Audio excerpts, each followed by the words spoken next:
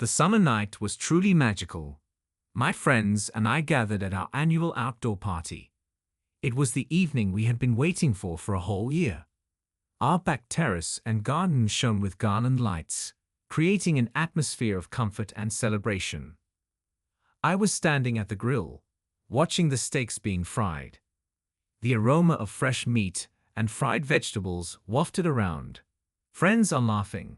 Someone is playing music. The light sounds of jazz are mixed with conversations and laughter.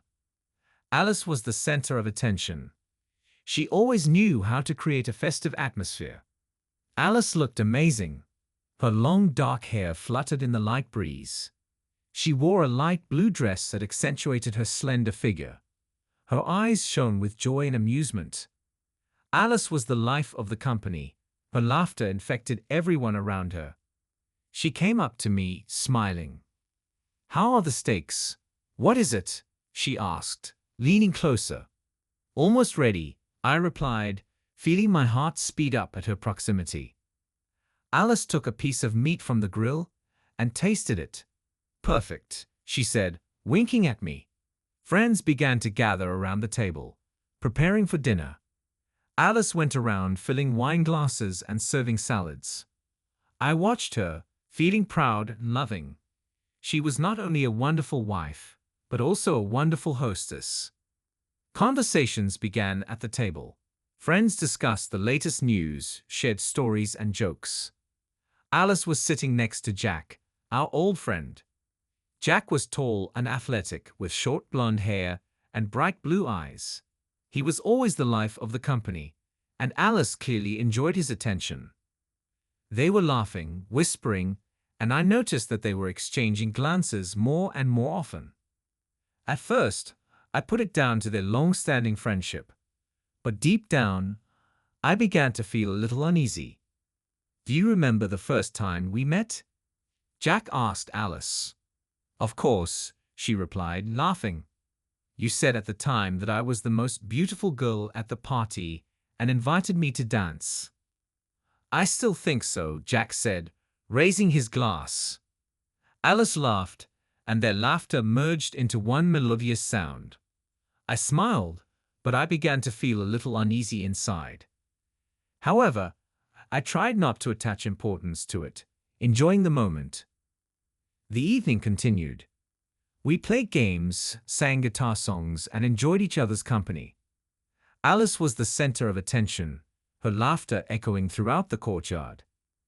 She flirted, danced, and had fun, creating an atmosphere of carelessness and joy. "You're just irresistible today," I told her as we danced.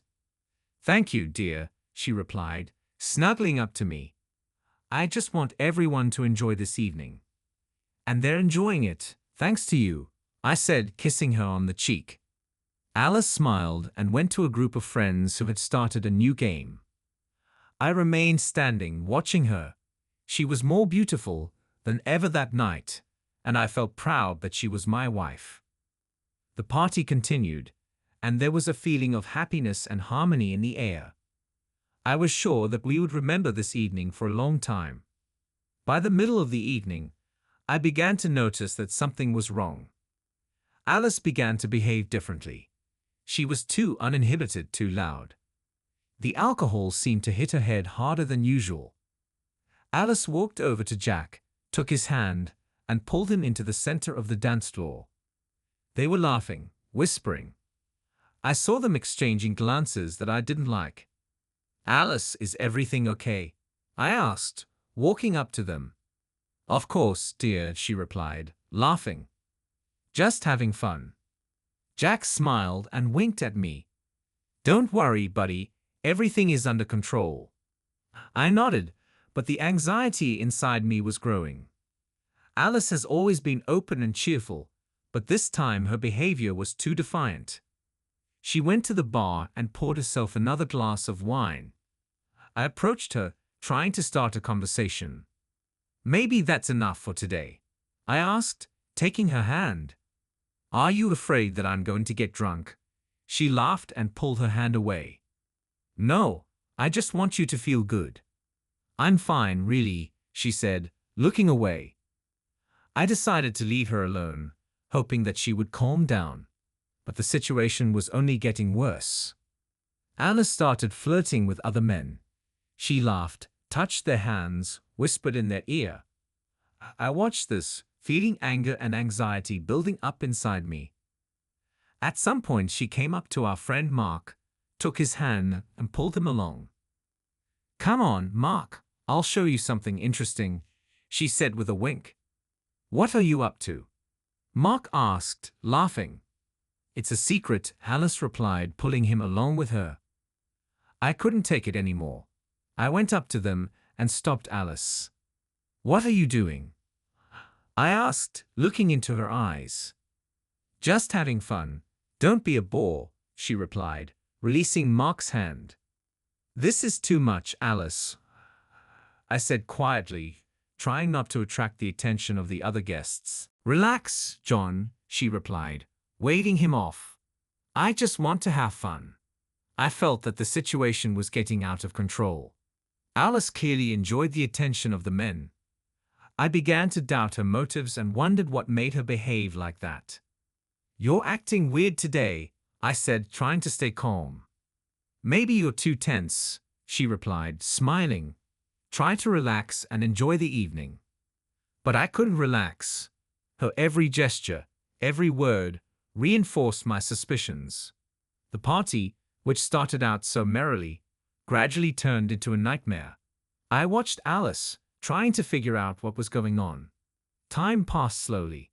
The guests began to notice Alice's strange behavior, but tried not to interfere. I was confused and didn't know how to react to what was happening. Alice approached Jack again. They were standing too close, and I heard her whispering in his ear. "I'll bet you $100 you can't spend the night with me," she said, laughing. Jack laughed. "Absolutely," Alice replied, looking him straight in the eye. I couldn't take it anymore.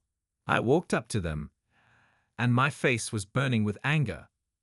"Alice, this is already out of bounds," I said, trying to keep myself in check. "What, John? We're just joking," she replied, looking away. I felt a storm of emotions building up inside me. This night had clearly taken an unexpected turn, and I didn't know what to do next. After the incident with Jack, the party started to fade away. The guests began to disperse, awkwardly saying goodbye. Alice went into the house, leaving me alone in the backyard. I was sitting on the swing, trying to make sense of what had happened. A light breeze blew in my face, but it couldn't calm the storm of emotions inside. I have been thinking about the last few months. Alice was often late at work. She said it was because of an important project. I've always trusted her. There was never any reason for doubt. But now, after her behavior at the party, everything seemed suspicious. Alice came out of the house and sat down next to me. "John, what's wrong with you? You've been kind of tense all evening," she said, looking into my eyes. "You'll have to explain to me what's going on," I replied, trying to restrain myself. "Nothing is happening. Just an evening, just friends," she said, shrugging her shoulders. "Then why were you flirting with Jack? Why did you offer him money for the night?" I asked, feeling everything boiling inside. Alice turned away, avoiding my gaze. "Do you really think that she began, but stopped?" "I do not know what to think," I replied, getting up from the swing. "But I can't ignore it anymore." Alice got up and came closer to me. "John, it was just a joke. Jack and I have been friends for a long time. It's nothing serious," she said, trying to take my hand. "A joke? Have you seen the faces of our friends? They weren't laughing," I replied, taking my hand away. Alice paused, not knowing what to say. I felt a suspicion growing inside me. I decided that I had to find out the truth, no matter how bitter it was. The next day, I started my investigation. I checked her phone, email, and social media. Nothing suspicious. It's all clear, but doubts persisted. "Alice, I want to talk," I said in the evening, when we were sitting in the kitchen. About what? What is it? She asked, pouring herself a glass of wine. About us. About what's going on, I replied, looking into her eyes. Are you talking about it again? John, I've already explained everything to you, she said, sighing. But I still feel that something is wrong, I said, feeling my voice tremble. Alice was silent. We sat in silence, listening to the wind outside the window. The next day, I decided to go to her office. I said I wanted to invite her to lunch. She agreed, but there was a flicker of concern in her eyes. She wasn't there when I arrived. The secretary said that she had left for an important meeting. I knew it was a lie. I decided to wait in her office. The hours passed slowly, as if time had stopped. Finally, the door opened. Alice came in with Jack. They didn't notice me right away. I heard them talking. Are you sure he doesn't suspect anything? Jack asked. Yes, I'm sure. He believes every word I say, Alice replied, laughing. I felt my insides constrict. Alice's words sounded like a blow to the heart.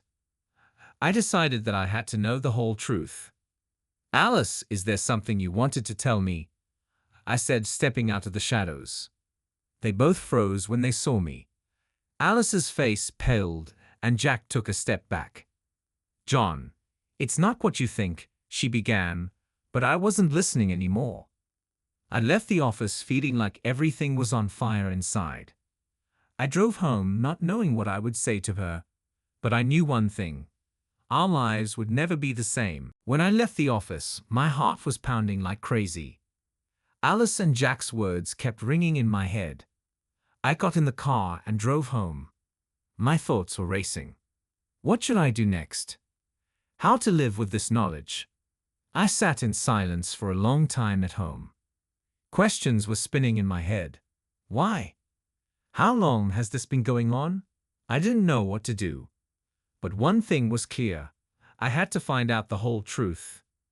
The next day, I decided to return to Alice's office. The secretary was surprised to see me again, but didn't say anything. I walked past her and entered Alice's office. She was sitting at her desk, immersed in her work. John, what are you doing here? What is it? She asked, raising her head in surprise. We need to talk, I replied, closing the door behind me. Alice sighed and put down the papers. About what? What is it? She asked, crossing her arms over her chest. About yesterday. About what I heard, I said, looking her straight in the eye. Alice turned pale. She tried to say something, but I interrupted her. I heard your conversation with Jack. You said I believe every word you say. Is it true? I asked, holding back my anger. John, it was a misunderstanding. You've got it all wrong, she said, lowering her eyes. A misunderstanding? Are you serious? I couldn't believe my ears.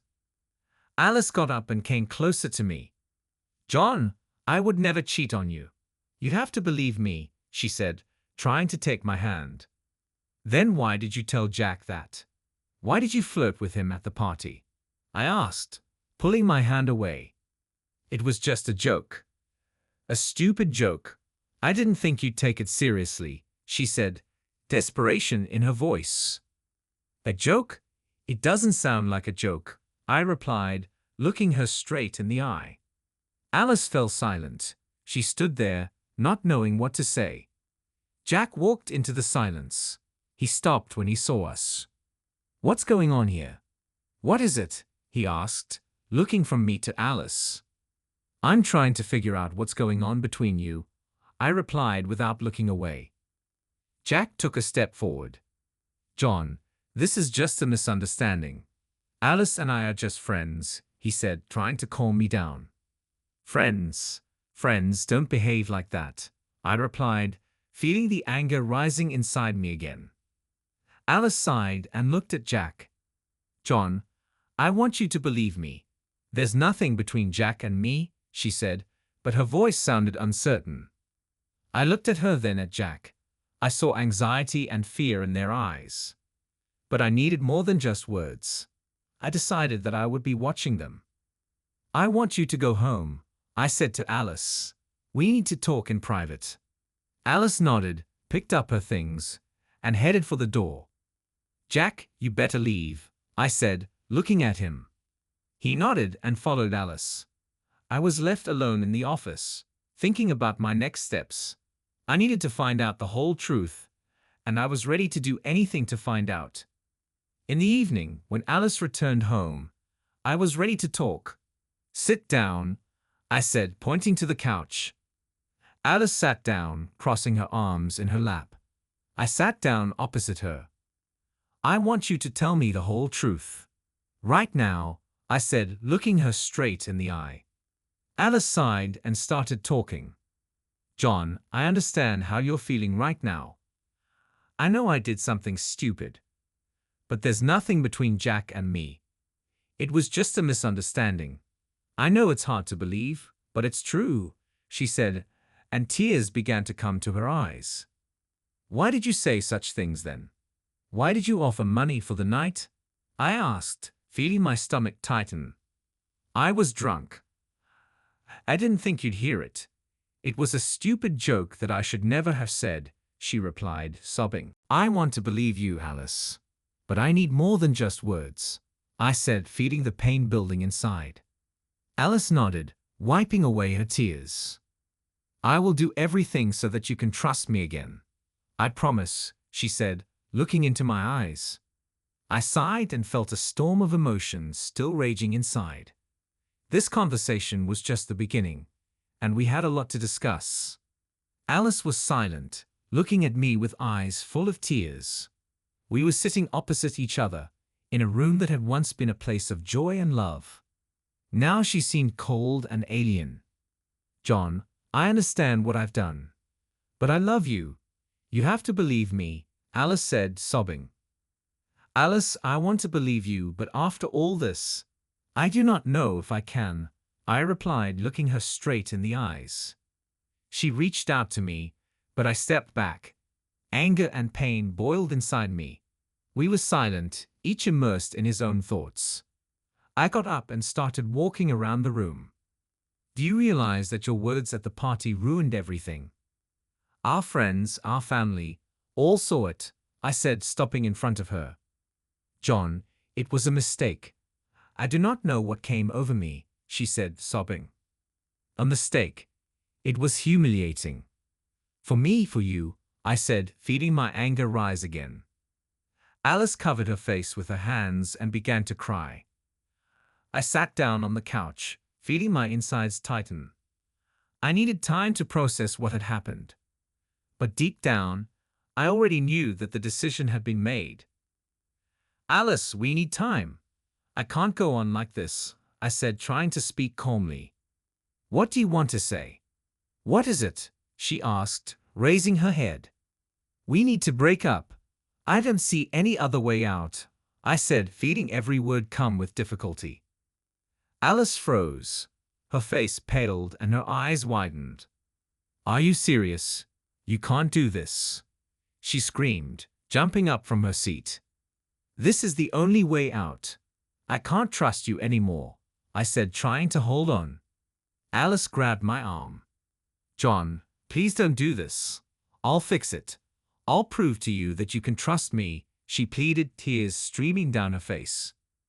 "Alice, I can't live in constant doubt. It's destroying me," I said, pulling my hand away. She fell to her knees, hugging my legs. "Please give me another chance. I will do everything to fix it," she cried, not letting go. I sighed and closed my eyes. My heart was bursting with pain. I picked Alice up, hugged her, and said, "I love you too. But sometimes love is not enough. We need time and space. This is not the end, but we need to figure ourselves out." Alice was crying softly, clinging to me. "I understand. I'll do whatever you say," she whispered. We sat in silence, hugging each other. There was a storm of emotions raging inside me, but I knew it was the right decision. We both needed time to figure out what to do next, so we have come to the end of this story. Please write your opinion in the comments. We will be interested to know it. Also, don't forget to subscribe to our channel so that you don't miss new, even more exciting stories. We wish you good luck.